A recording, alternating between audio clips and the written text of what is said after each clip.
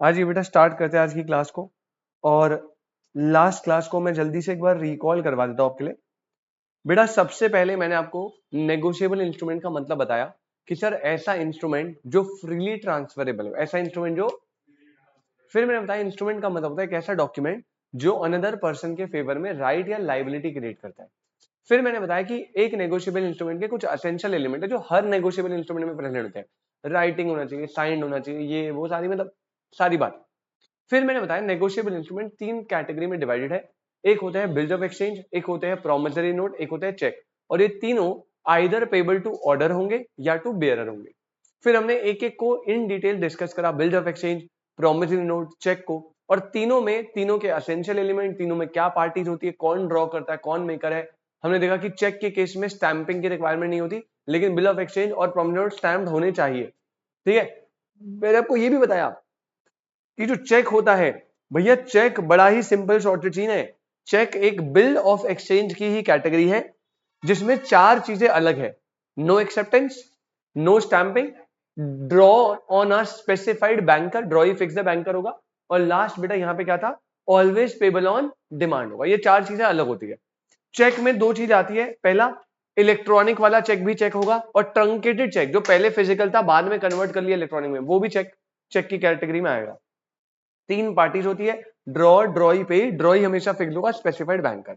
फिर बना के दिखाया एसेंशियल एलिमेंट्स में तीन एसेंशियल एलिमेंट थे, सारे characteristics of bill of exchange except acceptance and stamp.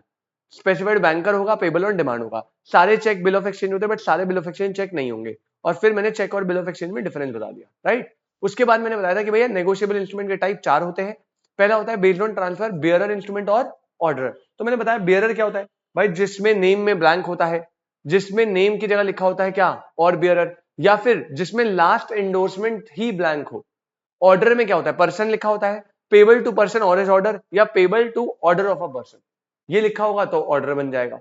ठीक है। फिर मैंने बताया इनलैंड फॉरेन, ये बहुत इंपॉर्टेंट था बेटा। इनलैंड होते हैं drawn in India, made payable in India, drawn upon any person resident in India. अगर 1 2 3 है इनलैंड है, 1 और 2 है इनलैंड है, 1 और 3 है इनलैंड है। ठीक है, इसके एग्जाम्पल बोले थे शायद मैंने करने को, करे नहीं होंगे, तुम याद है, तो करे थे तुमने। तीन एग्जाम्पल है इसके बुक में, एक बार देखना। फॉरेन इंस्ट्रूमेंट में क्या बोला, जो इंलैंड नहीं है वो फॉरेन है, मतलब या तो ड्रॉन इंडिया में नहीं हुआ, या पेबल इंडिया में नहीं है, या ये इंडिया में नहीं। ठीक है।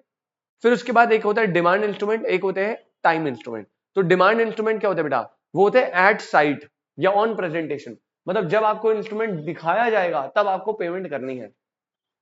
टाइम इंस्ट्रूमेंट होता है जिसमें पेबल होता है फिक्स पीरियड में, 2 months, 3 months, 4 months. After site मतलब जब मैंने दिखाया उसके 2 महीने बाद, ऐसे भी लिखा हो सकता है। स्पेसिफाइड डेट मेंशन हो सकती है, या एक सर्टेन इवेंट के हैपनिंग पे हो सकता है, राइट। तो ये टाइम वाले होते हैं। अब इसमें एक लास्ट कैटेगरी बच गई थी, इनकोहेट और एम्बिगियस, है ना, वो बचा है। फिर हमें और छोटे छोटे टॉपिक 2-3 करने हैं, और वो करने के बाद हमारा आज की क्लास खत्म करके लास्ट जो क्लास होगी वो इसकी ट्यूसडे रखेंगे। ठीक है, लास्ट क्लास होगी, फटाफट चैप्टर खत्म। उसके बाद हम अगला चैप्टर स्टार्ट करेंगे, मे बी एलएलपी, फिर कंपनी, फिर पार्टनरशिप या सोगा में से कोई बिठा लेंगे। सेम वेटेज है, सेम वो है, पर सोगा तुम्हें बढ़िया लगेगा। हाँ हाँ, पार्टनरशिप एलएलपी अलग होती है, थोड़ा हाइब्रिड फॉर्म होता है, बताऊंगा क्या होता है। चलिए हेडिंग डालिए बेटा। आज मेरा बहुत गंदा सर दर्द हो रहा है, पता नहीं क्यों। आज मैं छुट्टी पे था पूरे दिन, लेकिन मैंने आज सारी क्लास रख दी क्योंकि मैं जा रहा हूँ बाहर, वरना मन नहीं है मेरा आज क्लास लेने का बिल्कुल भी। लिखो बेटा, इनकोहेट इंस्ट्रूमेंट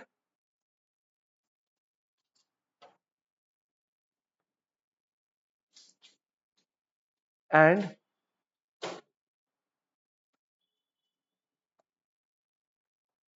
एम्बिगियस इंस्ट्रूमेंट।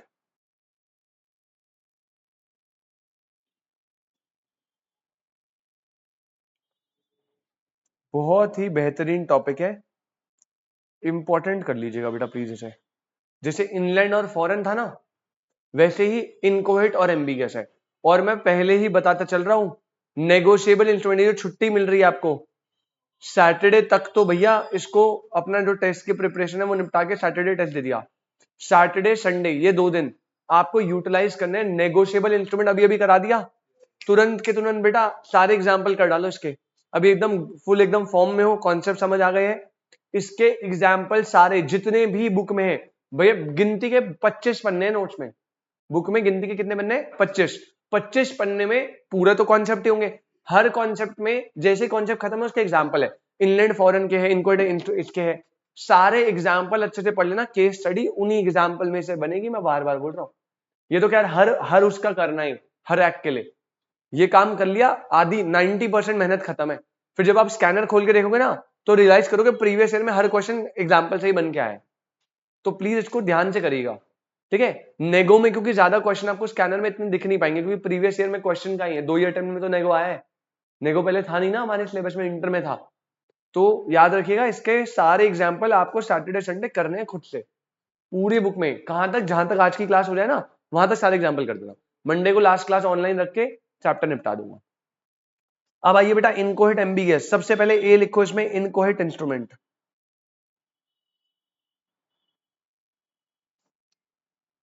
और मैं आपको बताऊंगा, आपको सर क्या इतना सिंपल सी चीज है, नाम इतना कॉम्प्लिकेटेड, लेकिन बढ़िया एकदम मस्त कॉन्सेप्ट है बेटा। केस स्टडी इतनी प्यारी बन के आ सकती है, क्या बताऊं। इनकोहेट इंस्ट्रूमेंट ध्यान रखिएगा हमेशा बेटा। इनकोहेट ये जो वर्ड है इसका मतलब होता है इनकम्प्लीट। इसका मतलब क्या होता है? इनकम्प्लीट। अगर मैं अपने सिंपल शब्दों में, ऑब्वियसली आपको जो लिखवाऊंगा वही लिखना है पेपर में, लेकिन अगर मैं अपने सिंपल शब्दों में बोलूं, जब कोई इंस्ट्रूमेंट, ध्यान से देखना, आपने साइन कर दिया, ठीक, मैंने चेक बनाया, पे टू सुयश और पे टू बियरर, ऑर्डर है बियरर है कुछ भी हो, मैंने अपना साइन करा चेक में, प्लस स्टैम्प्ड है। अब आपको किसी चेक में तो बेटा जो अदर इंस्ट्रूमेंट में तो स्टैंपिंग की रिक्वायरमेंट होती है। मान लो मैं बिल ऑफ एक्सचेंज बना रहा हूं, तो बिल ऑफ एक्सचेंज को साइन कर दिया और बिल ऑफ एक्सचेंज को स्टैम्प कर दिया। प्रोमिसरी नोट साइन कर दिया और स्टैम्प, चेक को साइन कर दिया और बस। स्टैंप नहीं लगती ना चेक में, तो चेक के केस में साइन हो गया, ओनली साइन।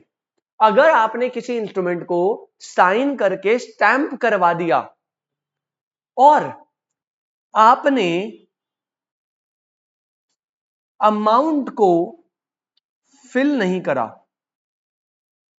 सुयश को मुझे फीस पे करनी थी, लेट्स अज्यूम 20,000, सुयश ने चेक काटा, साइन करा और कोई अदर इंस्ट्रूमेंट है तो स्टैम्प भी कर दिया, और 20,000 रुपए अमाउंट में ना लिखते हुए उसने मुझे चेक पढ़ा दिया, लीजिए sir.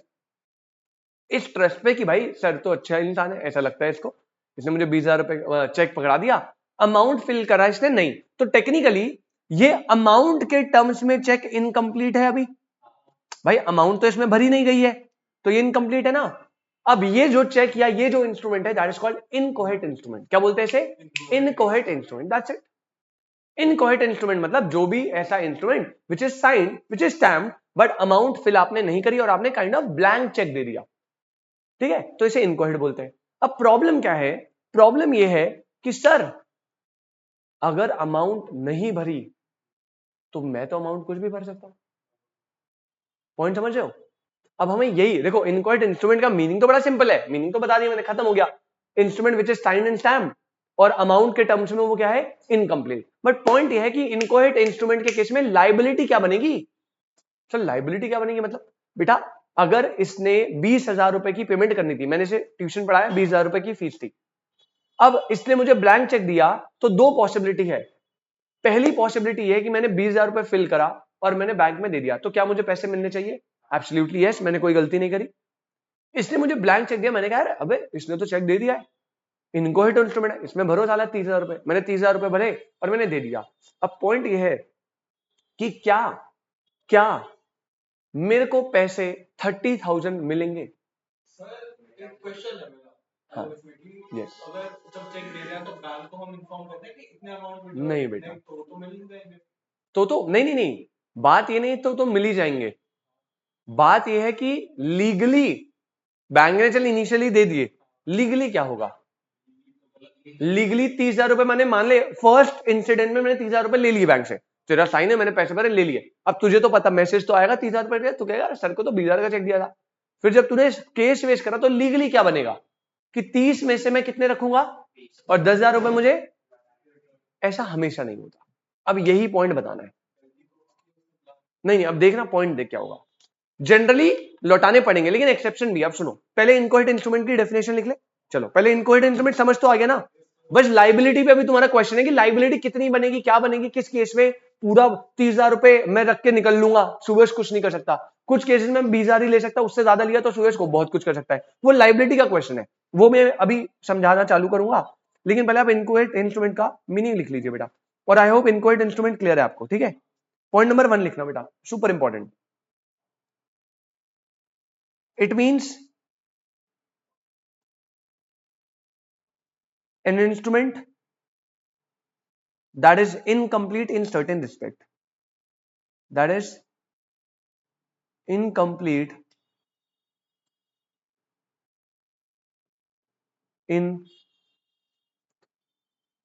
certain respects. Full stop. Point number 2, ये पूरी डेफिनेशन ही है बेटा। The drawer, comma, oblique, maker slash acceptor slash endorser, जो भी पार्टी बना रही है, ठीक है। बिल ऑफ एक्सचेंज में ड्रॉर होगा, प्रॉमिसरी नोट में मेकर होगा, इंडोर्स हुआ है तो इंडोर्सर होगा, जो भी है, of a negotiable instrument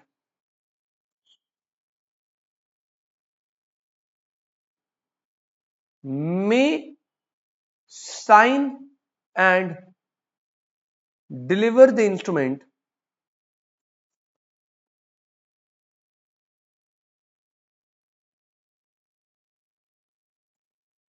to another person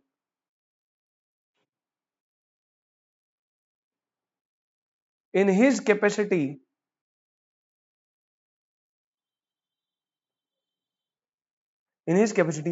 leaving the instrument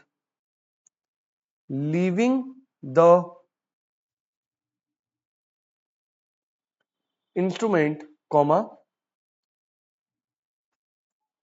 either wholly,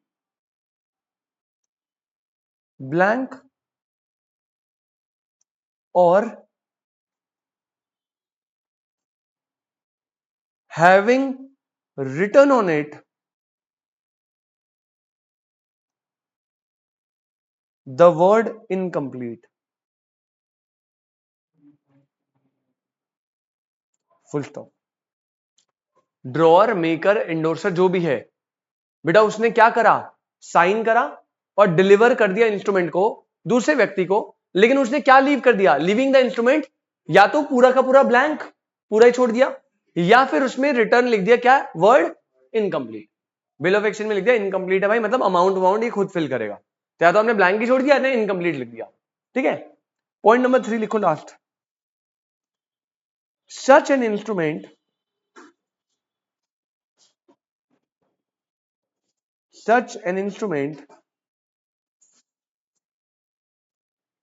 is called an inchoate instrument,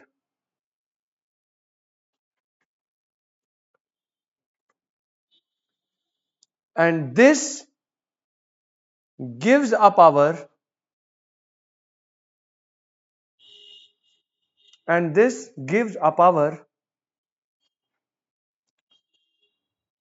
to its holder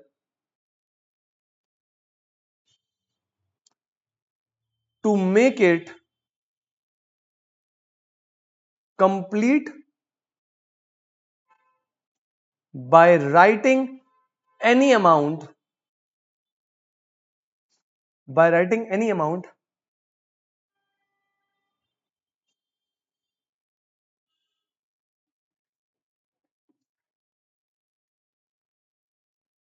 within limit specified,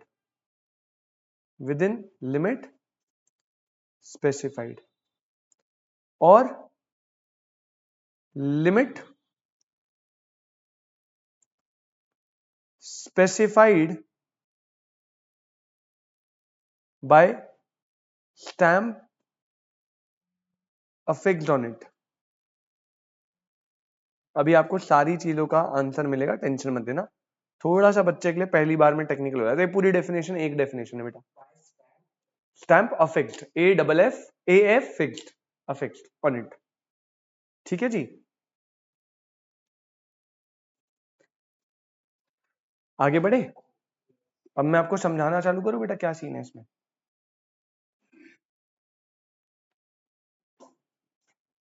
अब बेटा ध्यान से आप सुनिएगा प्लीज, फोकस से एकदम, ठीक है बेटा। इनकोहेट इंस्ट्रूमेंट में सीन समझो आप क्या होता है। सीन ये है कि ये मान लीजिए एक मेकर है या ड्रॉअर है, बिल ऑफ एक्सचेंज की बात कर रहा हूं मैं। अब इसने एक बिल ऑफ एक्सचेंज बनाया। दो चीजें आपको याद रखनी, हमेशा क्या होना चाहिए, साइन प्लस स्टैम्प। लेकिन यहां पे अमाउंट की जगह इसने क्या रख दिया बेटा, ब्लैंक, है ना। तो this is a incomplete instrument and इसका जो रिसीवर है, इसका जो रिसीवर है, मान लो चेक है, चेक में सिंपल रहेगा, इसका जो इसे रिसीव कर रहा है विच इज पेई,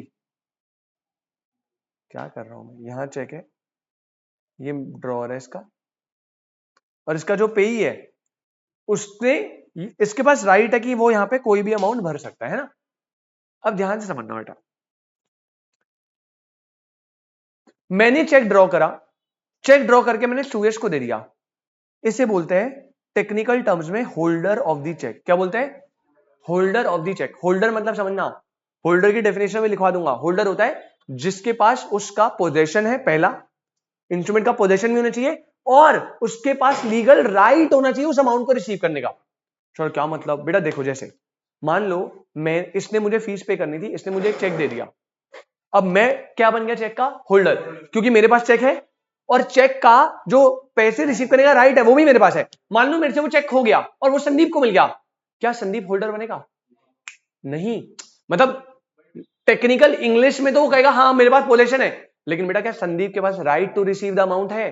तो एज पर लॉ समझना, लॉ के हिसाब से होल्डर वो है जिसके पास चेक का या इंस्ट्रूमेंट का पोजेशन भी है और right to receive the amount भी है, तो ये बन गया होल्डर। ठीक है, अब ध्यान से समझना, कॉन्सेप्ट बता रहा हूं बहुत कैड़ा वाला। मान लीजिए जो ट्रांजैक्शन में गुड्स थे, गुड्स की अमाउंट थी 10,000। गुड्स की अमाउंट कितनी थी बेटा, मतलब अमाउंट जो पेबल है वो 10,000 है।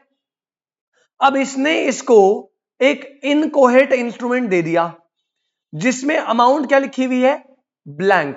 तो आप पहले, तो मैं आपको रूल सिंपल सा बता रहा हूं बेटा, होल्डर जो है ना, होल्डर वो इसमें कोई भी अमाउंट भर सकता है, कोई भी अमाउंट, लेकिन 10,000 से ज्यादा नहीं।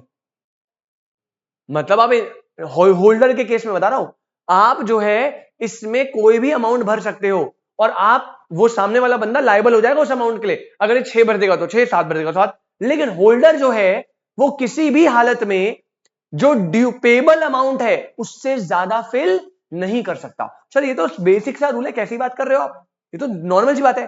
लेकिन अब मैं इसका तगड़ा रूल बताता हूं, ये तो बेसिक रूल है, यहां तक कोई दिक्कत नहीं है। अब ये तो होल्डर हो गया बेटा, होल्डर। ठीक है, होल्डर कौन होता है, जिसके पास क्या है, इंस्ट्रूमेंट का पोजेशन और इसके पास क्या है, राइट है। मैं भी सारी डेफिनेशन लिखवा दूंगा, राइट है टू रिसीव द अमाउंट। और होल्डर जो है वो इनकोहेट इंस्ट्रूमेंट में कोई भी अमाउंट भर सकता है, लेकिन ड्यू डेट से ज्यादा नहीं, जितना भी डेट ड्यू है उससे ज्यादा नहीं।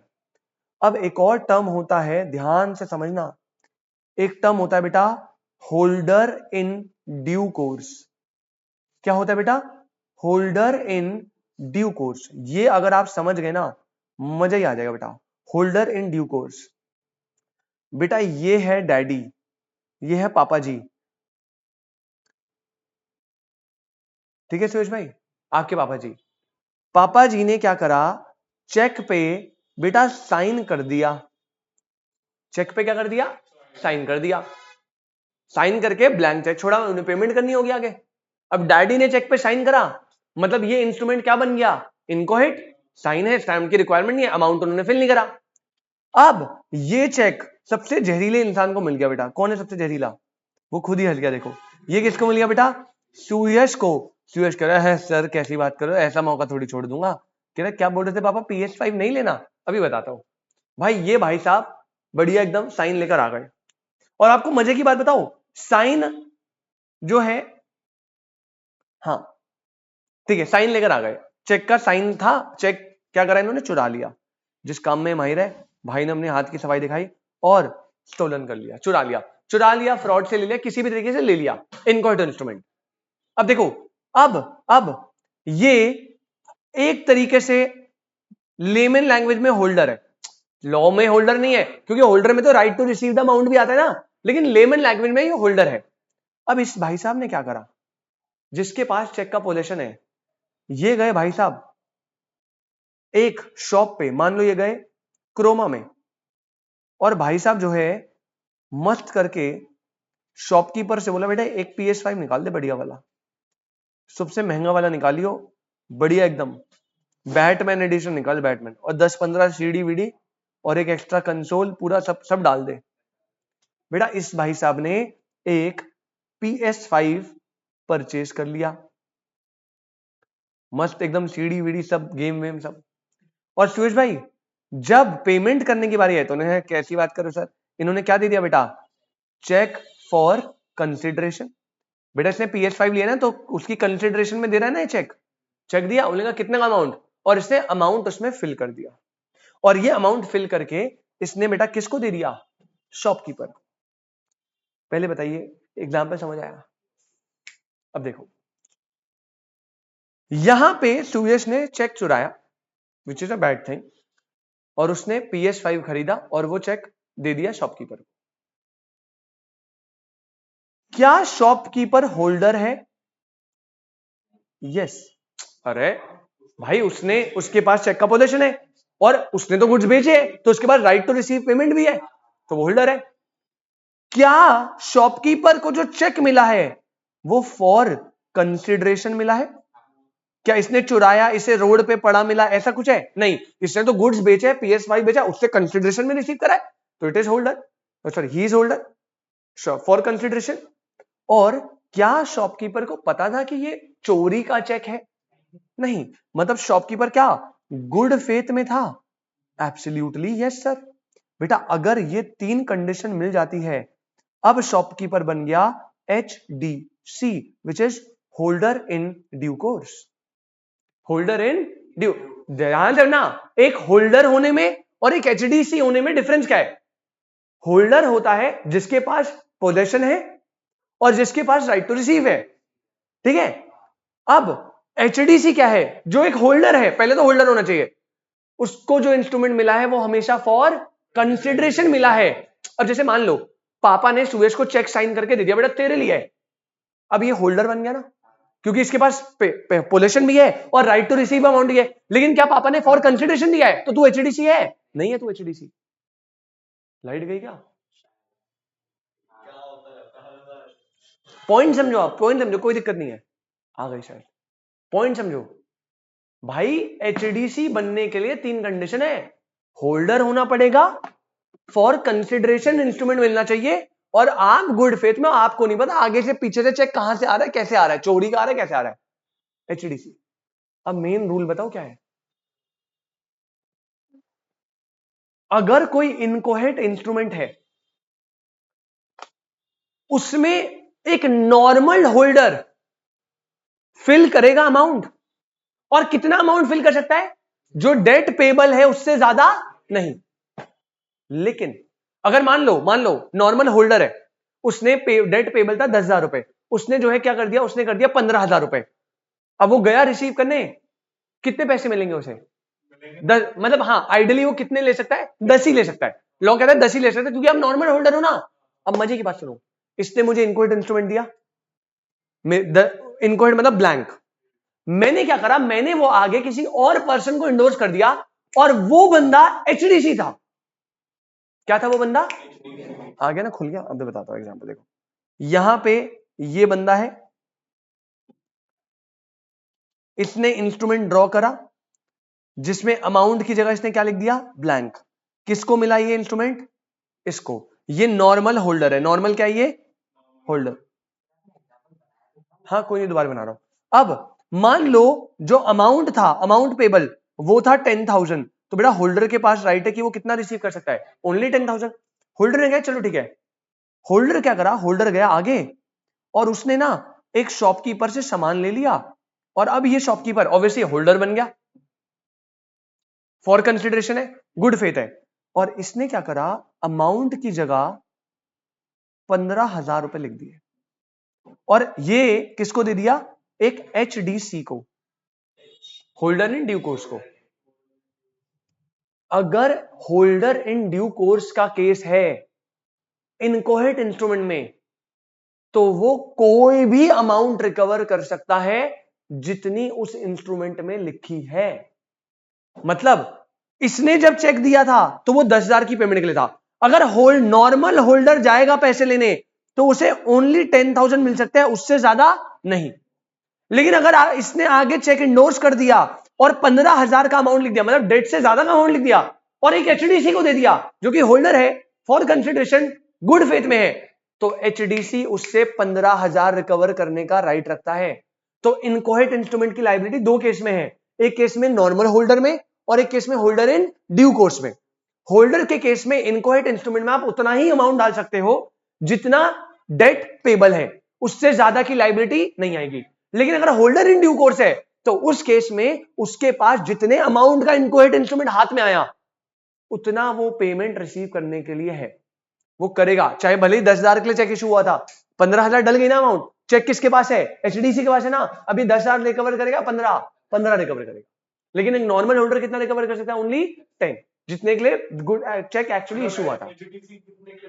HDC, हाँ, लेकिन इसमें भी एक लिमिट है, मतलब आप ऐसे समझो HDC को एक प्रिविलेज दिया है, क्या दिया है, लेकिन इसमें एक लिमिट होती है। सर HDC कितना भी कर सकता है, नहीं बेटा ऐसा नहीं है। अब देखो इसमें पता है क्या है, आपको याद है मैंने बताया था इनकोहेट इंस्ट्रूमेंट हमेशा साइन एंड स्टैम्प्ड होना चाहिए। तो ना जो स्टैंप होती है ना, जब आप स्टैंपिंग करवाने जाते हो तो ये स्टैंप की ना एक लिमिट होती है। 100 रुपए की स्टैंप आपने लगवाई है, मुझे लिमिट याद नहीं है बट मैं एग्जांपल दे रहा हूं, मान लो आपने 100 रुपए की स्टैंपिंग कराई है, तो उसमें लिमिट होती है आप कितना रिकवर कर सकते हो, 1 लाख मान लो। तो अब HDC पे जो चेक आया ना उससे कितना भी रिकवर कर सकता है, लेकिन जो स्टैंप की लिमिट है उससे ज्यादा नहीं कर सकता, ये भी रूल होता है। समझ आई बात, ये सीन है। आई होप आपको क्लियर हो। तो इनकोहेट इंस्ट्रूमेंट का मैंने मीनिंग आपको बता दिया, ऐसा इंस्ट्रूमेंट जो साइन और स्टैम्प्ड है लेकिन अमाउंट उसमें फिल नहीं है। इनकोहेट इंस्ट्रूमेंट में लायबिलिटी आपको याद रखनी है, दो सिनेरियो में बनती है, एक होता है नॉर्मल होल्डर और एक होता है holder in due course. Holder उतना ही अमाउंट रिकवर सकता है, कोई भी अमाउंट भर सकता है, लेकिन ड्यू अमाउंट से ज्यादा नहीं। लेकिन अगर ड्यू अमाउंट से ज्यादा भर के उसने आगे इंडोर्स कर दिया और वो चेक पहुंच गया HDC के पास, तो HDC उससे कितना भी रिकवर कर सकता है, कोई प्रॉब्लम नहीं जी। जो मतलब जिसमें इनिशियली इशू हुआ था वो उससे बड़ा खराब नहीं है, बेटा बिल्कुल बिल्कुल खराब है। आप आगे वो जिसने अमाउंट ज्यादा भरा उसकी गुद्दी पकड़ेगा, हम ये मना नहीं कर रहे, इसके पास पूरा राइट है। अब डैडी जब पता लगेगा पापा को तो बेटा बेल्ट तो तेरे पड़ेगी ना, पड़ेगी बिल्कुल, वो तो बात का ऐसा है। लेकिन अभी तो हम HDC के राइट बता रहे कि ये पैसा कितना लेगा, वो पीछे बैक एंड पे जिसने भी गड़बड़ करी होगी ना वो ड्रॉर उसे पकड़ेगा, लीगल राइट ड्रॉर के पास आ रहे हैं, वो कहेगा मैंने तो 10,000 का इशू करा था, 15 कैसे चले गए। अब वो अगली बात है, लेकिन पॉइंट अभी हम क्या पढ़ रहे हैं कि हम पढ़ रहे हैं इनकोहेट इंस्ट्रूमेंट के liability in case of holder और in case of holder in due course. चलो आई होप क्लियर है, बहुत बढ़िया भाई।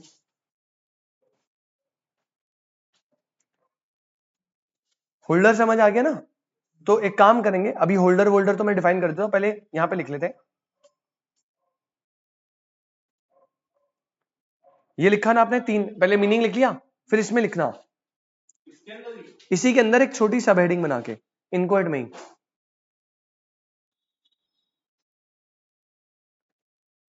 हेडिंग बनाना liability on drawing inchoate instrument.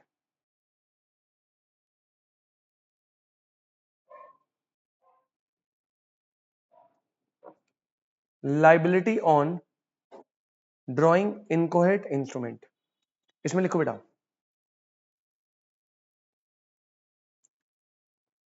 The person signing and delivering the inchoate instrument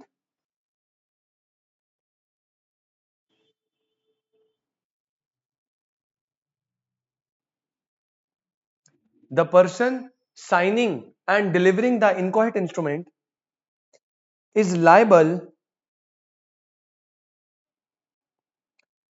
both to a holder and holder in due course. Full stop. However, there is a difference in liability, comma. क्या बोल रहा है? जो person inchoate instrument sign stamp deliver करेगा वो holder के लिए भी लायबल है, होल्डर इन ड्यू कोर्स के लिए भी लायबल है, लेकिन दोनों में डिफरेंस है. क्या डिफरेंस है मैंने बता दिया. होल्डर के केस में भले ही वो ब्लैंक है लेकिन आप उतने ही अमाउंट के लायबल हो जितने के आपने गुड्स दिए, लेकिन एचडीसी के केस में आप किसी भी अमाउंट के लिए लायबल सकते हो, इवन गुड्स से ज्यादा भी. तो यहां पे आप दो पार्ट में से डिवाइड करो. अब वो डिफरेंस है ना, तो दो पार्ट में करेंगे. पहला बनाएंगे होल्डर के केस में और दूसरा बनाएंगे होल्डर इन ड्यू कोर्स के केस में.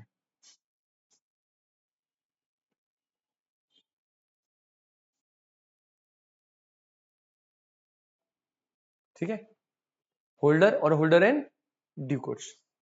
मैंने होल्डर इन ड्यू कोर्स अच्छे से बता दिया, एकदम क्लियर है ना. वैसे आपके सिलेबस में है नहीं कि होल्डर क्या होता है, होल्डर इन ड्यू कोर्स क्या होता है, तभी मैं डेफिनेशन ऐसा लिखवाऊंगा नहीं, एग्जांपल में बता दिया. होल्डर कौन है भाई? होल्डर वो है जिसके पास पोजीशन है और रिसीव करने का राइट है. ठीक है. अगर पापा ने गिफ्ट की फॉर्म में भी आपको चेक दे दिया तो फिर आप होल्डर बन जाओगे. मेरे पास है पोजीशन और राइट भी है ना, पापा ने से निकाल सकता हूं ना 10,000 रुपए दे रखे. होल्डर इन ड्यू कोर्स कब होगा? होल्डर हो मतलब आप पोजीशन है, राइट टू रिसीव है, फॉर कंसिडरेशन मिला है, गुड फेथ में हो, तो एचडीसी बनोगे. ठीक है. Holder, holder in due course. Holder में लिखना बेटा, holder of an inchoate instrument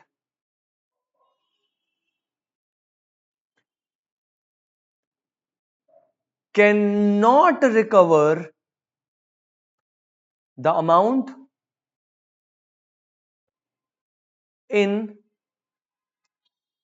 excess of the amount intended to be paid by the signer.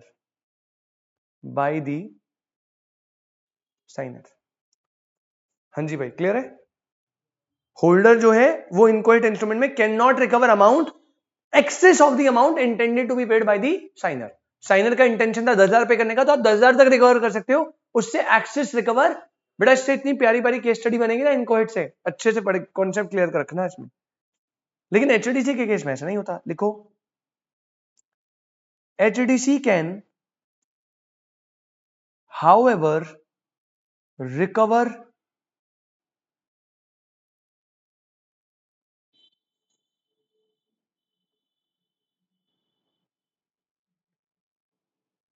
any amount on such instrument, any amount on such instrument. लेकिन सुबेश क्या कोई HDC के लिए भी limit है? जो स्टैम्प की लिमिट है उससे बियॉन्ड नहीं जा सकते. Any amount on such instrument provided it is covered by the stamp affixed on the instrument, by the stamp affixed on the instrument. समझे क्या?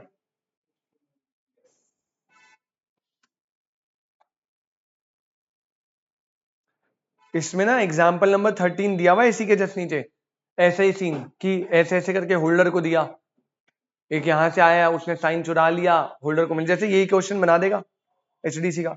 डैडी ने साइन चेक करा, ठीक है, साइन को चेक को साइन करके सुयश ने उसे चुरा लिया. अब सुयश जो है वो आगे आगे ऐसे करके इसको दे दिया इसके लिए. अब बोलेगा कि बताओ शॉपकीपर जो है वो क्या 55,000 का अमाउंट रिकवर कर सकता है? Answer is yes, HDC recover कर सकता है. फिर बोलेगा नीचे क्या आपका आंसर सेम होता अगर ये काम होल्डर, एक नॉर्मल होल्डर ने किया होता? Answer is no. तो फिर आपको पूरा एक्सप्लेन करना है कॉन्सेप्ट इनकोहेट का.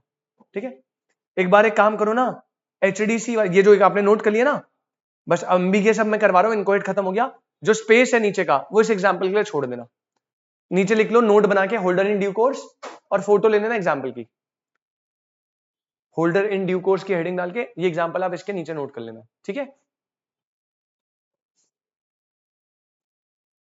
इसके बाद आप हेडिंग डाल दो एम्बिगियस इंस्ट्रूमेंट, ए खत्म हो गया बेटा आपका पूरा, अब बी आ जाएगी एम्बिगियस, ये तो छोटा, ये ज्यादा नहीं,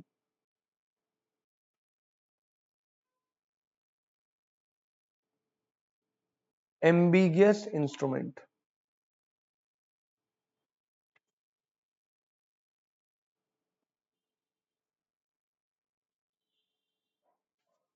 एम्बिगियस इंस्ट्रूमेंट। बेटा एम्बिगियस इंस्ट्रूमेंट पता क्या होता है, ऐसा इंस्ट्रूमेंट जो पढ़ने में कंफ्यूजन क्रिएट कर रहा है। किस तरह की कंफ्यूजन सर?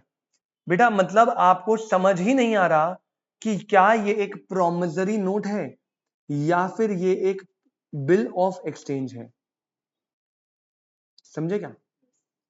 मतलब उसमें ना जो लिखावट है, लिखावट वो ऐसी है कि आपको समझ नहीं आ रहा कि ये एक प्रोमिसरी नोट है या एक बिल ऑफ एक्सचेंज है। जैसे मैं एग्जांपल दूं तो आप कहते हैं बिल ऑफ एक्सचेंज एक अनकंडीशनल ऑर्डर टू पे होता है, और प्रोमिसरी नोट में आप खुद से अंडरटेकिंग कर रहे हो, प्रॉमिस कर रहे हो।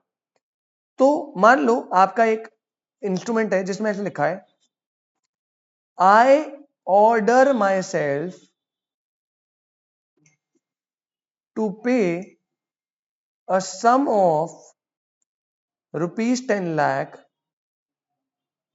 To mister B.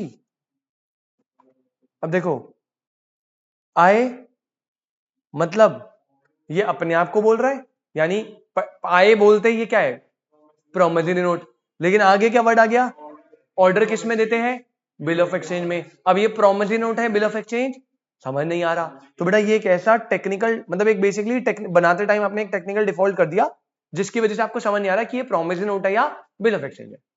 और ऐसे इंस्ट्रूमेंट्स को बोलते हैं जिसको आप क्लियरली डिस्टिंग्विश नहीं कर सकते, एम्बिगियस इंस्ट्रूमेंट, समझे? हाँ काइंड ऑफ डिफॉल्ट ही हो गया। लिखो बेटा फिर इसमें पेपर में आ जाता है कई बार। सेक्शन 17 क्या बोलता है, where an instrument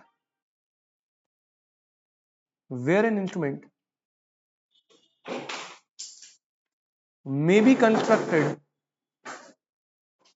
may be construed either as a promissory note or bill of exchange, comma the holder may at his election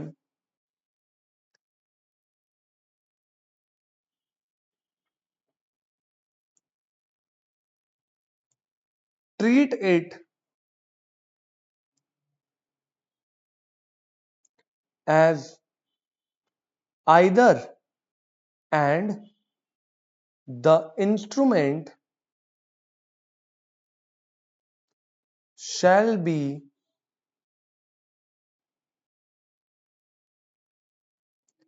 treated accordingly। ये सेक्शन 17 में बोला गया है, समझ आया आपको पढ़ के? इंस्ट्रूमेंट जो कंस्ट्रूड मतलब कंस्ट्रक्ट कराए, प्रोमिसरी नोट और बिल ऑफ एक्सचेंज दोनों का मिक्स हो गया है, समझ नहीं आ रहा। अब इसमें क्या बोल रहा है, होल्डर अपनी इलेक्शन से, अपनी चॉइस से ट्रीट कर सकता है उसे। जब मान लो मेरे को मिला, मैं कहूंगा भाई मैं तो इसे प्रोमिसरी नोट मान रहा हूं, तो फिर वो प्रोमिसरी नोट की तरह ट्रीट होगा। होल्डर पे मैं तो इसे बिल ऑफ एक्सचेंज मान रहा हूं, तो वो बिल ऑफ एक्सचेंज माना जाएगा। जो होल्डर बताएगा फिर वो होगा, क्योंकि आपने तो बनाने में गलती कर दी, अब होल्डर डिसाइड करेगा और उसे वैसा ही ट्रीट कर किया जाएगा। एम्बिगियस। पॉइंट नंबर 2 लिखना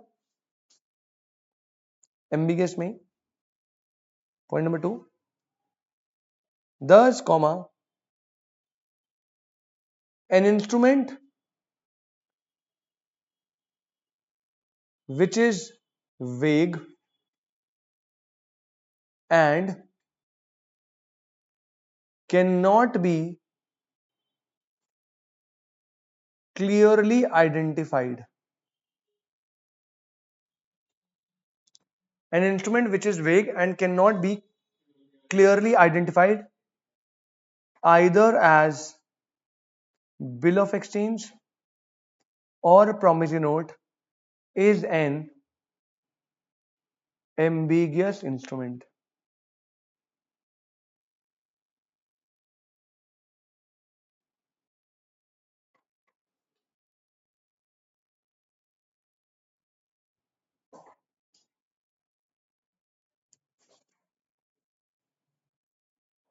तो आप इसे क्या मानोगे? आप इसे चाहो तो प्रोमिसरी नोट मान सकते हो, चाहे तो बिल ऑफ एक्सचेंज। होल्डर जैसे बोलेगा वैसे ट्रीट करना। समझे क्या बेटा? पहले बताइए कोई दिक्कत यहां तक? इसी के साथ आपका लास्ट टॉपिक इनकोहेट और एम्बिगियस खत्म होता है। इसी के साथ टाइप्स ऑफ नेगोशिएबल इंस्ट्रूमेंट खत्म। 4 टाइप थे, bearer order, inland foreign, demand और टाइम, और लास्ट इनकोहेट एंड। इनकोहेट को सुपर इंपॉर्टेंट कर लीजिएगा प्लीज। मैं पहले बता रहा हूं, इनकोहेट में जो लाइबिलिटी का फर्क आ जाता है ना, इसमें याद रखिएगा एचडीसी को एक प्रिविलेज मिलती है। क्या मिलती है? एचडीसी को प्रिविलेज मिलती है कि वो ड्यू अमाउंट से ज्यादा भी रिकवर कर सकता है, लेकिन स्टैम्प से ज्यादा नहीं रिकवर कर सकता। ठीक है, लेकिन नॉर्मल होल्डर कोई भी अमाउंट रिकवर कर सकता है, लेकिन जो ड्यू अमाउंट है उससे ज्यादा नहीं भर सकता। बेटा केस स्टडी आई है। अरे लाइबिलिटी तो है ना, होल्डर और एचडीसी क्या होता है? अच्छा, वो इंटर में था। एचडीसी पे तो पूरा 3-4 लेक्चर का टॉपिक है इंटर में जब था। एचडीसी नोट्स में अभी जो मैंने नोट्स बनाए हैं नेगो के, उसमें तो एचडीसी पूरा 5-7 पेज का है। एचडीसी पहले बताएगा क्या होता है, डेफिनेशन, लीगल डेफिनेशन, फिर एचडीसी की क्या प्रिविलेज होती है। तुम्हारे में बस एक ही प्रिविलेज है, इनकोहेट में प्रिविलेज मिलती है, इसके अलावा 7-8 प्रिविलेज है इसकी, वो सब है, वो नहीं आपके सिलेबस। लेकिन ये लाइबिलिटी वाला है सिनेरियो, और केस स्टडी इस चीज से बनकर आएगी कि एक इनकोहेट इंस्ट्रूमेंट ऐसे बनाया और वो आगे पास कर दिया होल्डर को। होल्डर ने जो है ड्यू अमाउंट से ज्यादा भर दिया और उससे जो है बैंक में जाके इनकैश करा लिया। तो क्या होल्डर ऐसा कर सकता है? आप बोलोगे नो। लेकिन क्या अगर वो एचडीसी होता तो वो ऐसा हो सकता? यस। एचडीसी जो है वो गुड फेथ में होता है, उसे नहीं पता कहां से बिलाया, वो ज्यादा अमाउंट भी रिकवर कर सकता है। तो ये सब आपको केस स्टडी फॉर्मेट में आ सकता है। इसी का अगर आपको करना है, मैं बता तो रहा हूं, एग्जाम्पल नंबर 13 लिख लो यहाँ पे। इनकोहेट का अभी आज घर जाके मैंने वैसे तो होमवर्क दे दिया, सारे एग्जाम्पल करने। एग्जाम्पल नंबर 13 वही है जो पेपर में आता है, ऐसी फॉर्मेटिंग में आता है। समझ रहे हो आप? तो ये आपका काम होता है खत्म। आगे बढ़े अपन, चलिए जी आगे बढ़ते हैं बेटा। फिर अपन हेडिंग डालो बेटा अगली। ठीक है, तो सारा मामला चेक, बिल ऑफ एक्सचेंज सब डन हो गया। फिर हमने इंस्ट्रूमेंट्स के टाइप्स भी पढ़ लिए। अब इसमें ना थोड़े मिसलिनियस छोटे छोटे टॉपिक्स है, वो छोटे छोटे टॉपिक्स करने डन। चलो हेडिंग डालो, फ्रेश हेडिंग एकदम। Negotiation of negotiable instrument.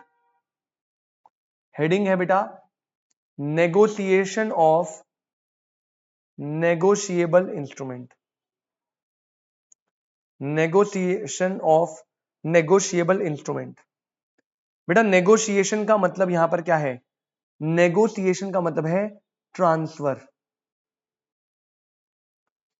ठीक है, नेगोशिएबल इंस्ट्रूमेंट आपको होता है फ्रीली ट्रांसफर है, कितनी बार भी ट्रांसफर कर लो।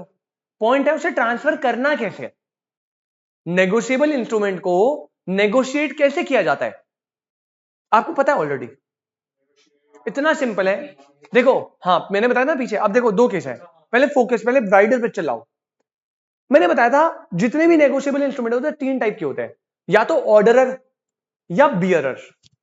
ऑर्डरर होता है जिसमें स्पेसिफिक नाम मेंशन है और वही बंदा पेमेंट लेगा या उसके ऑर्डर पे पेमेंट मिलेगी। बियरर होता है जिसमें बियरर लिखा है या ब्लैंक लिखा है और कोई भी बंदा उसकी पेमेंट ले सकता है। एक बात बताओ, अगर एक बियरर इंस्ट्रूमेंट है, कैसा इंस्ट्रूमेंट है, और बियरर इंस्ट्रूमेंट को मुझे आगे नेगोशिएट करना है, मतलब ट्रांसफर करना है, तो मुझे उसमें कुछ लिखने की जरूरत है या सिर्फ डिलीवर करते ही वो नेगोशिएट हो गया? बियरर इंस्ट्रूमेंट है। अच्छा, बियरर इंस्ट्रूमेंट होता है जो जिसमें लिखा है टू बियरर, जिसके हाथ में इंस्ट्रूमेंट होगा ड्यू डेट पे वो पैसे लेगा। अब मेरे पास वो चेक है तो भैया मुझे कुछ करने की थोड़ी जरूरत है, मुझे तो आना है। सुरेश तेरे को पेमेंट देनी थी ना, मुझे आगे से चेक मिला, ये ले बेटा चेक। सुरेश ने आगे दिया, सिर्फ डिलीवरी से ही नेगोशिएशन हो जाएगा। लेकिन ये तब होगा अगर इंस्ट्रूमेंट क्या है, बेयरर। लेकिन अगर इंस्ट्रूमेंट ऑर्डरर है तो क्या mere delivery is sufficient? No, वहां पे आपको दो चीजें करनी है, delivery and endorsement. Delivery and endorsement कैसे होती है मैंने बता दिया था बेटा। आप जो है चेक के पीछे जाओगे या बिल ऑफ एक्सचेंज के पीछे जाओगे, आगे लिखा होगा पे टू ए, तो ए लिखेगा पे टू बी और ए अपने साइन कर देगा, तो ये हो गया इंडोर्समेंट। और अब मैंने पे टू बी इंडोर्स कर दिया और अपनी जेब में रख दिया, तो बी ले लेगा क्या पेमेंट? अबे डिलीवरी भी तो करनी पड़ेगी, तो जाके किसको दे दूंगा, बी को। ये ऑर्डर है ना। अब बी को मान लो आगे पे करना है, आगे नेगोशिएट करना है, ट्रांसफर करना है, तो क्या डिलीवरी करेगा ना, उसे उसके नीचे लिखना पड़ेगा पे टू सी, और साइन कौन करेगा, बी, और अपनी जेब में डालेगा, आगे डिलीवर करेगा। तो कॉन्सेप्ट बड़ा ही सिंपल है। नेगोशिएबल इंस्ट्रूमेंट का अगर आपको नेगोशिएशन करना है तो दो पॉसिबिलिटी है। अगर आपका जो नेगोशिएबल इंस्ट्रूमेंट है वो एक बेयरर इंस्ट्रूमेंट है, तो आपको नेगोशिएशन करना है only by delivery, only by delivery. लेकिन अगर नेगोशिएबल इंस्ट्रूमेंट ऑर्डर इंस्ट्रूमेंट है तो सिर्फ डिलीवरी इज नॉट सफिशिएंट, वहां पे आपको दो चीजें करनी है, delivery as well as endorsement, delivery as well as. ठीक है, अब इंडोर्समेंट आपके सिलेबस में फिर से नहीं है, इंटर में तो बड़ा टॉपिक था इंडोर्समेंट क्या होता है, कितने टाइप का होता है, कैसे इंडोर्स होता है, ये सब आपके में नहीं है। तो चलो भाई जितना है उतना करेंगे, फटाफट आना। जी जी बिल्कुल, पॉइंट नंबर 1 लिखो बेटा। One of the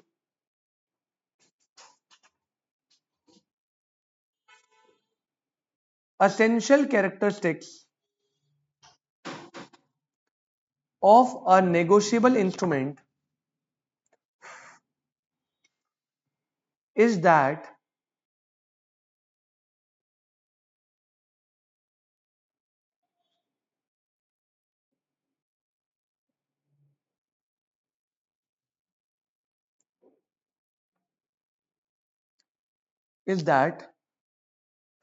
it is freely transferable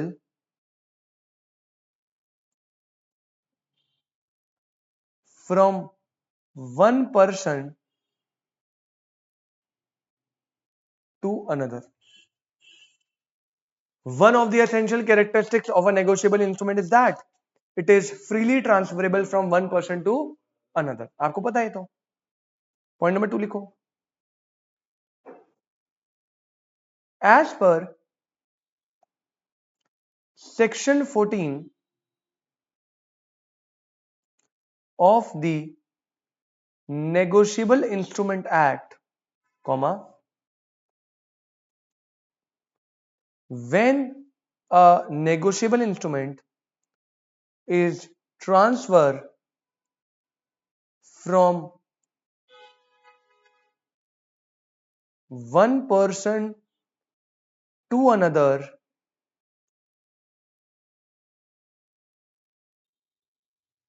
with a view to constitute the person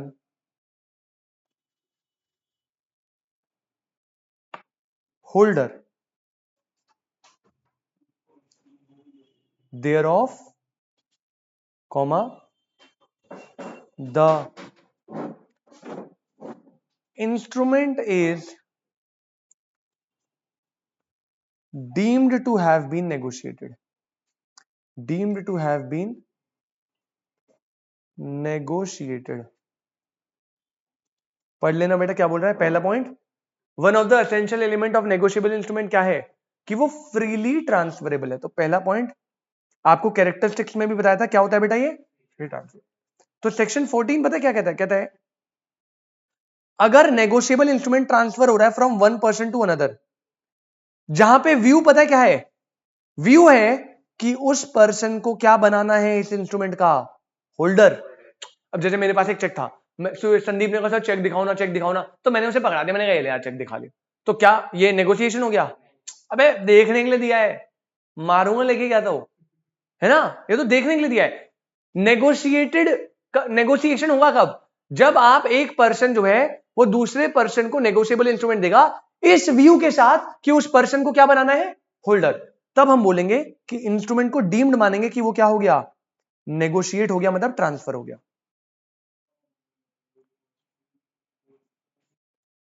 Suresh समझा बेटा, कोई दिक्कत? ठीक है संदीप, नेगोशिएशन बता दिया मैंने। अब क्या करना, लाइन के थर्ड पॉइंट बनाना, लेकिन लाइन के सेंटर में लिखना।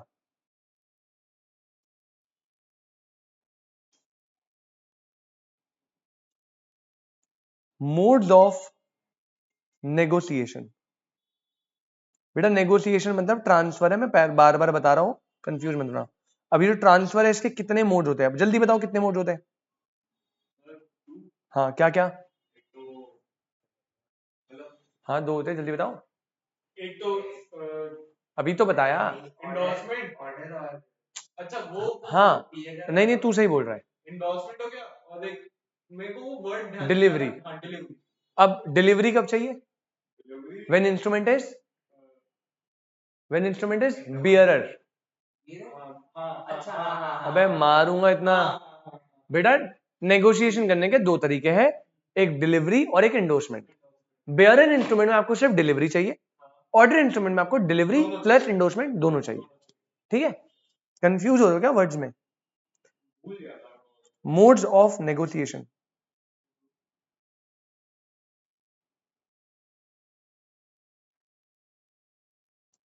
दो पार्ट में डिवाइड करिएगा।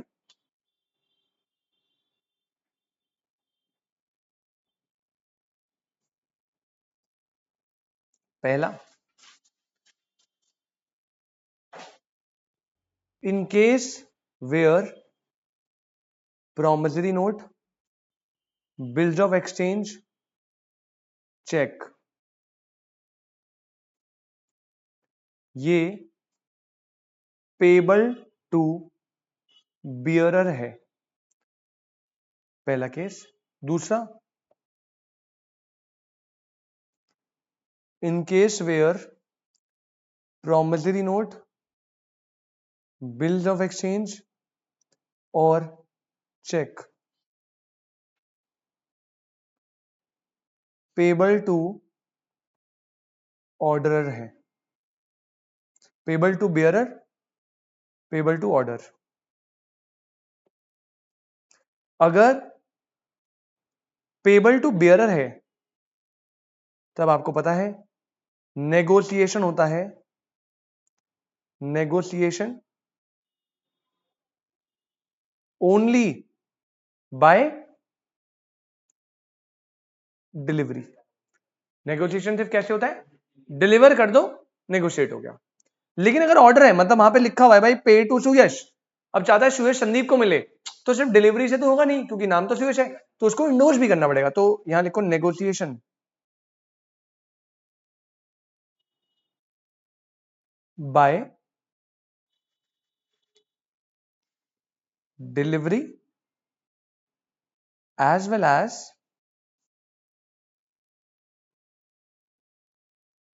एंडोर्समेंट।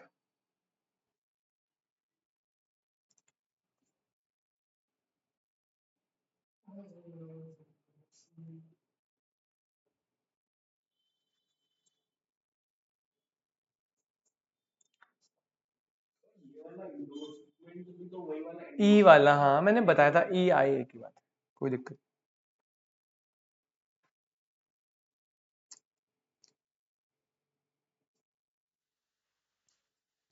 ठीक है,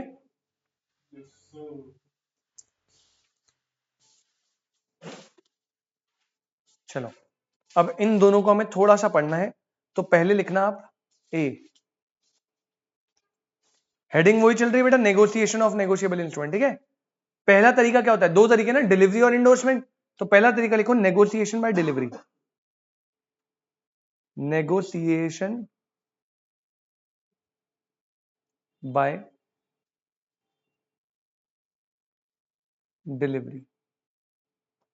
अब नेगोशिएशन बाय डिलीवरी जो है उसमें लिखो a promissory note, bills of exchange और check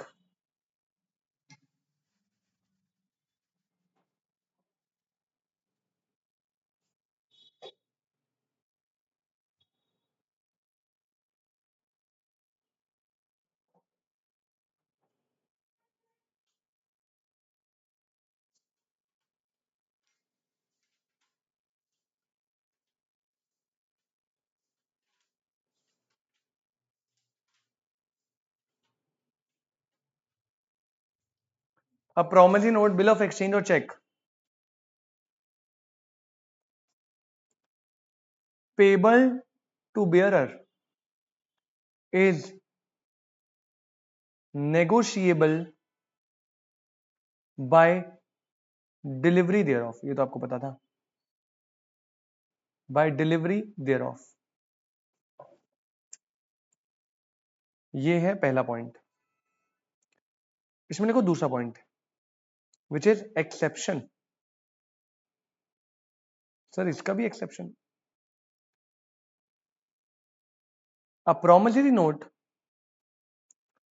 bills of exchange or check delivered on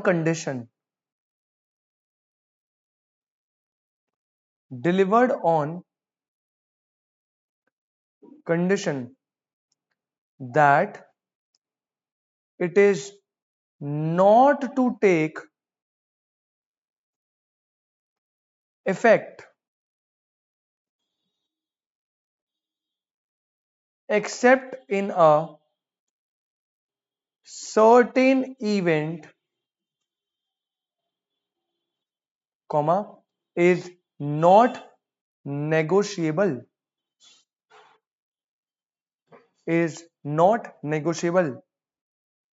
unless such event happens. बेटा स्टार बनाना है एक्सेप्शन को. भैया रूल सुन लीजिएगा ध्यान से.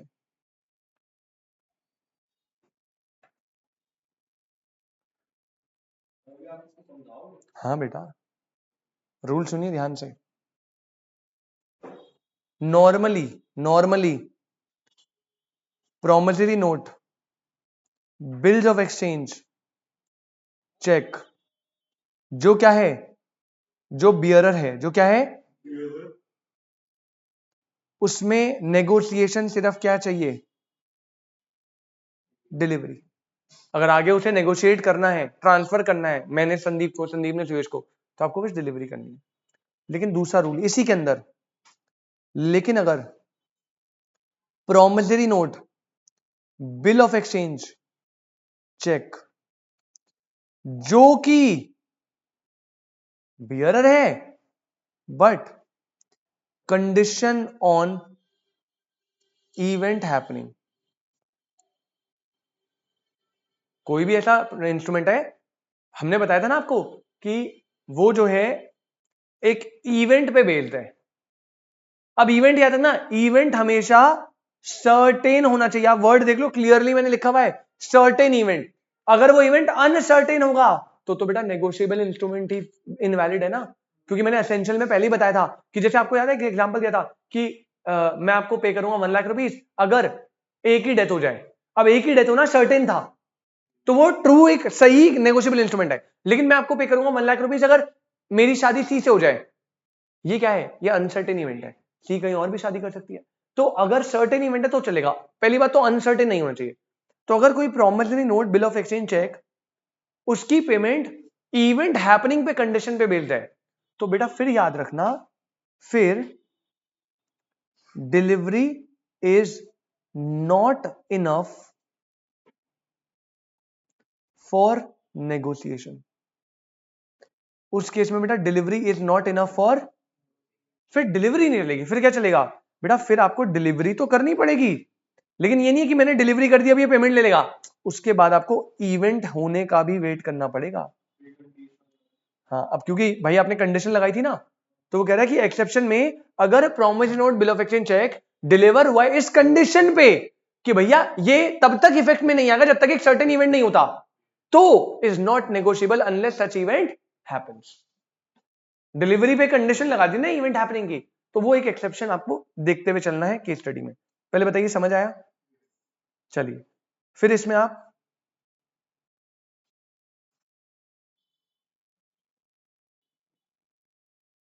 बी पॉइंट लिखना बेटा. ये तो आपके सिलेबस में है ही नहीं, बस एक ही लाइन है वही लिखवा के छोड़ूंगा. बी लिखो, नेगोशिएशन बाय इंडोर्समेंट.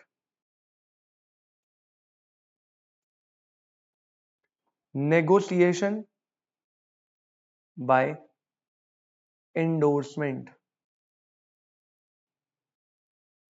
और पता है ना आपको इंडोर्समेंट कब चाहिए? जब इंस्ट्रूमेंट कैसा हो? ऑर्डर हो। Very good. तो इसमें लिखो a promissory note, bill of exchange और cheque payable to order,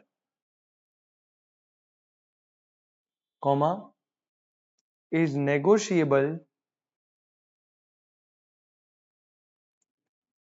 by the holder by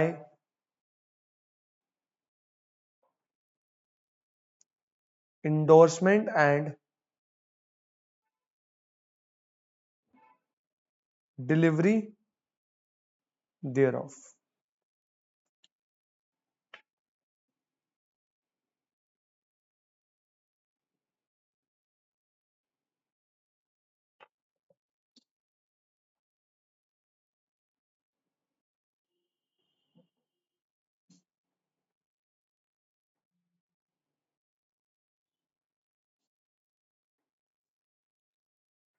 ये समझ आया?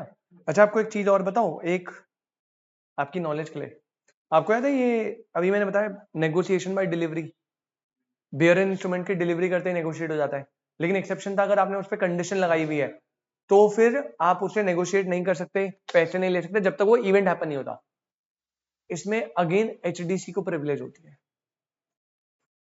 याद है होल्डर इन ड्यू कोर्स, इनकोहिट में भी उसे प्रिविलेज थी, यहां पे भी उसे प्रिविलेज है। मतलब अगर कोई नेगोशिएबल इंस्ट्रूमेंट कंडीशनल वाला जो कंडीशन पे बेचता है कि जब तक इवेंट नहीं होता तब तक नहीं लेना, अगर एक एचडीसी के हाथ में आ गया तो वो कहेगा भाई भाड़ में जाए, घंटा कंडीशन मुझे नहीं पता, आज जाएगा पैसे लेके आ जाएगा। एचडीसी को बहुत प्रिविलेज है। समझ आ रही बात? नॉर्मल होल्डर नहीं कर सकता। नॉर्मल होल्डर तो क्या करेगा? वेट करेगा इवेंट हैपन के, उसके बाद ही एक्सरसाइज करेगा। एचडीसी वेट नहीं करता। समझे? चलो बढ़िया, ठीक है। ये हो गया नेगोशिएशन, दोनों पे ए और बी बता दिए। अब इसी टॉपिक के अंदर ना एक नोट डाल लो बेटा, इसी टॉपिक के अंदर एक नोट डाल लो छोटा सा, इस पे थोड़ी सी चर्चा है आपके बुक में भी, तो मैं बता देता हूं। एक नोट डाल लीजिए।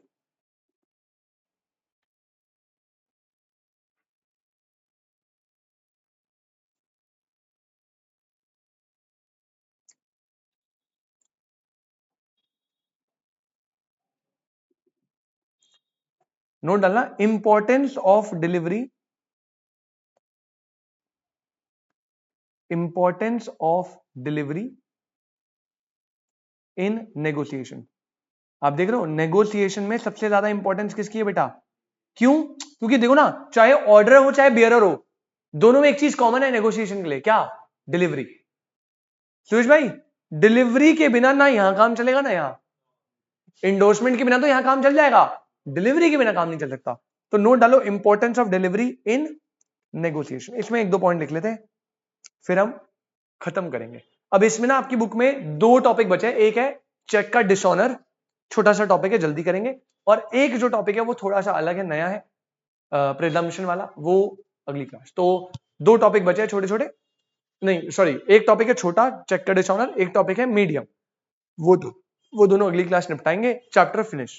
फिर मैं, ये हो गया 10 नंबर का, 10 है या 15 है पता नहीं, 10 या 15 है। मैंने वेटेज कितनी दिखवाई थी भाई इसकी?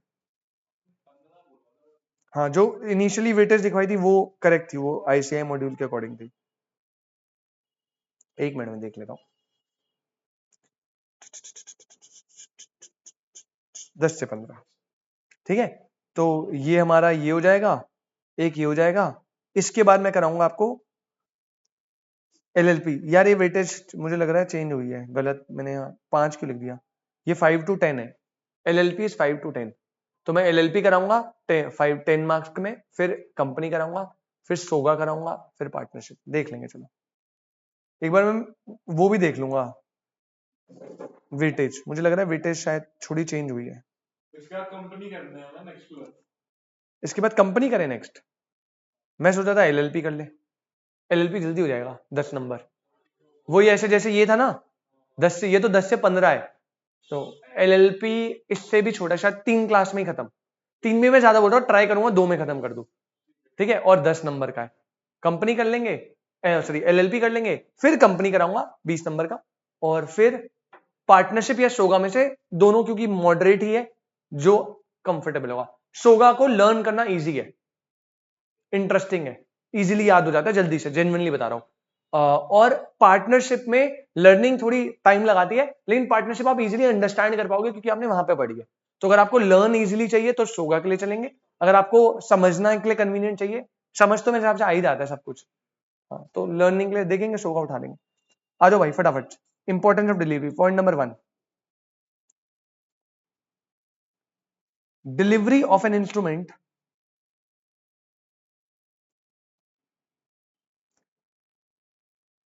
is essential whether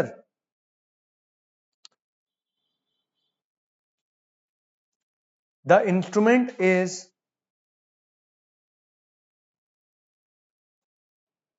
payable to bearer or order for affecting the negotiation। इस बात से आप अग्री करते हो क्या बेटा? चाहे इंस्ट्रूमेंट बियरर है ऑर्डर, डिलीवरी क्या है? असेंशियल है, अफेक्टिंग द नेगोशिएशन।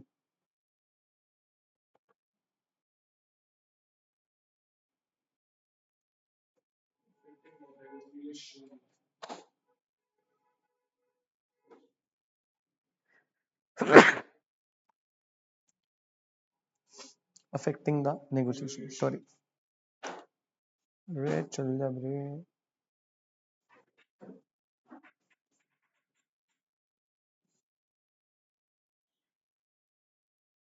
बे भाई क्या हो गया फिर से? Affecting the negotiation.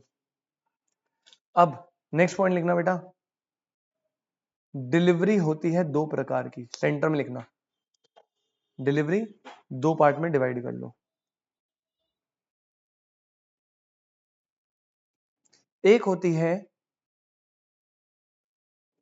Actual delivery और एक होती है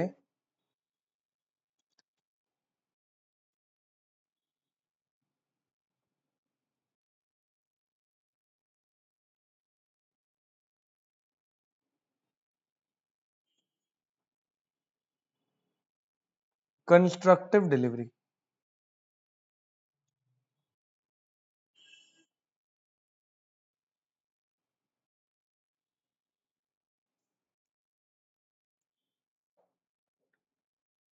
एक्चुअल डिलीवरी बेटा, मैं आया, सुयश के हाथ में नेगोशिएबल इंस्ट्रूमेंट दिया, चला गया, एक्चुअल डिलीवरी।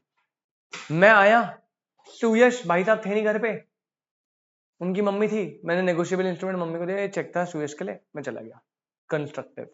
जब आप एक्चुअल पार्टी को हैंड ओवर करते हो, एक्चुअल डिलीवरी। जब आप उसके एजेंट, ऑथराइज्ड एजेंट को हैंड ओवर करते हो, क्योंकि उस टाइम पे प्रिंसिपल है नहीं, तो आपको पता है ना एजेंट हर एक काम कर सकता है प्रिंसिपल के बिहाफ पे, एजेंसी पढ़कर आए हो, तो मैंने एजेंट को जब हैंड ओवर कर दिया, दैट इज कॉल्ड कंस्ट्रक्टिव। जब आप उसको ना देते, उसके कोई रिप्रेजेंटेटिव को दे दो, ठीक है? तो लिखो एक्चुअल में takes place when the instrument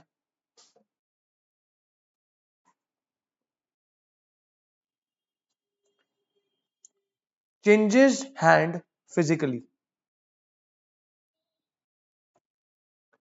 instrument changes hand physically. Constructive में लिखना takes place when the instrument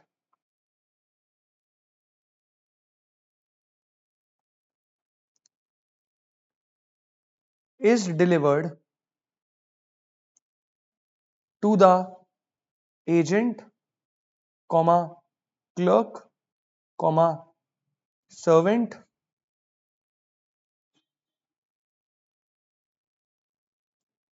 or banker of the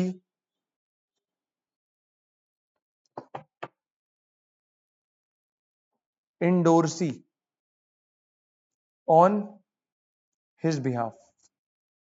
तो मैंने इंडोर्सी को ऑन हिज बिहाफ, सुरेश भाई मैंने इंडोर्सी को ना देते हुए उसके किसी एजेंट वेजेंट को दे दिया।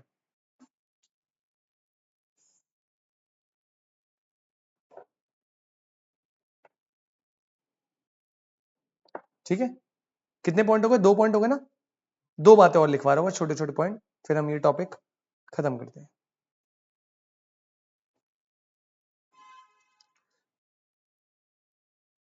ये तो ऐसे ही नकली था।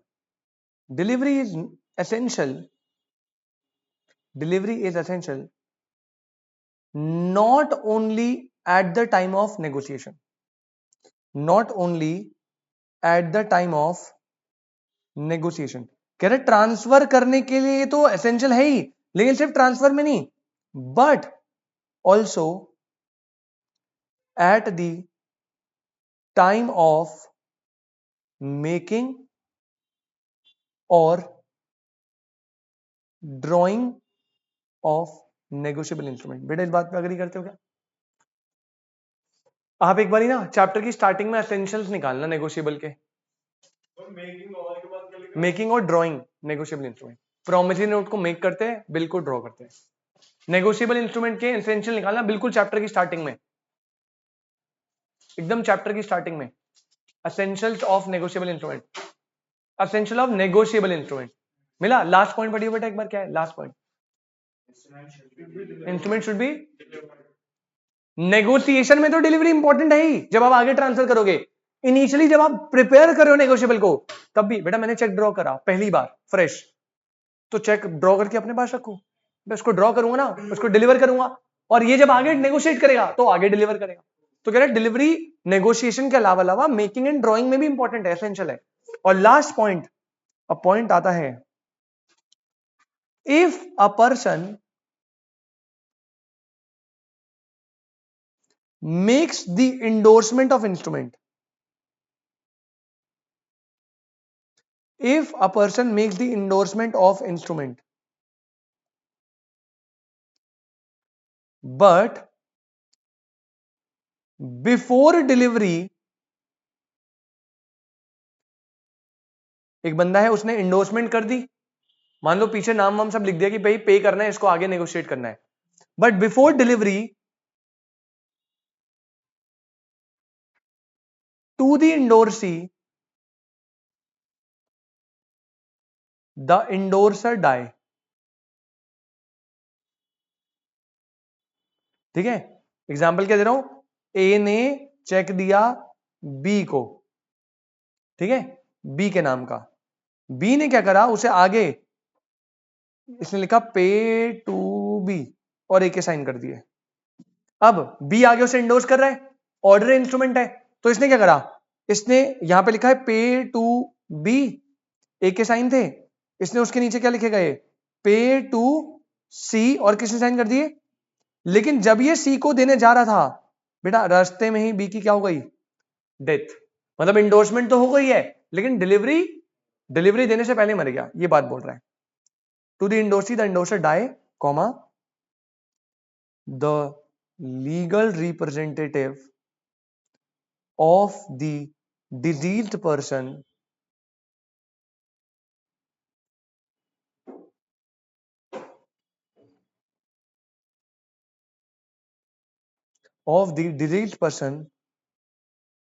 cannot negotiate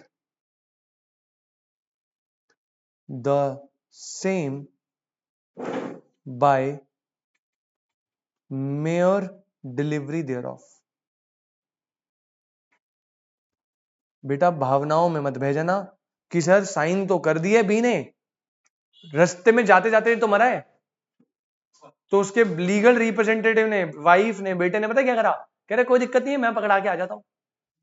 अगर डिलीवरी से पहले इंडोर्सर की डेथ हो गई, भले ही उसने इंडोर्समेंट कर दिया, सब डिलीवरी बची है, उसका लीगल रिप्रेजेंटेटिव मेयर डिलीवरी करके नेगोशिएट नहीं कर सकता।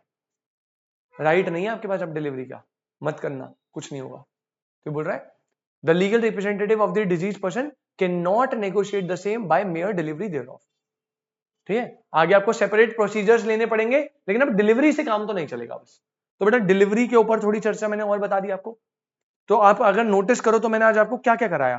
सबसे पहले मैंने आपको फोर्थ पॉइंट पढ़ाया, which is inchoate instrument and negotiable ambiguous instrument.